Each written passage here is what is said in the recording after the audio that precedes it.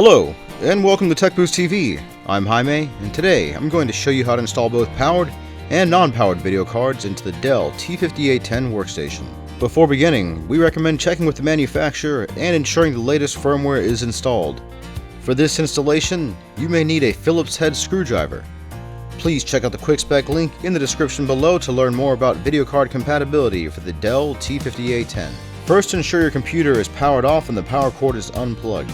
Next, press and hold the power button until the white light is completely shut off to ensure there is no residual power remaining on the motherboard. We recommend going through this process with the workstation on its side to have better access to the system's interior. We also highly recommend you check the manufacturer's system manual and comply with their recommended safety instructions. To open the system, lift the latch found on the side and remove the panel. Identify the small blue latches holding the slot cover retainers in place and remove a cover by pinching the blue latch to release a slot cover. You can now install the video card. Press firmly down to ensure even alignment and a proper install. Some cards require power. Connect up to two 6-pin power adapters as needed. These snap in place easily. Now reattach the panel.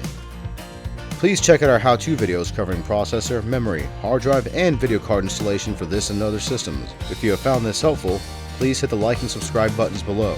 We welcome suggestions on how to make these more useful, so please don't be shy with requesting additional content.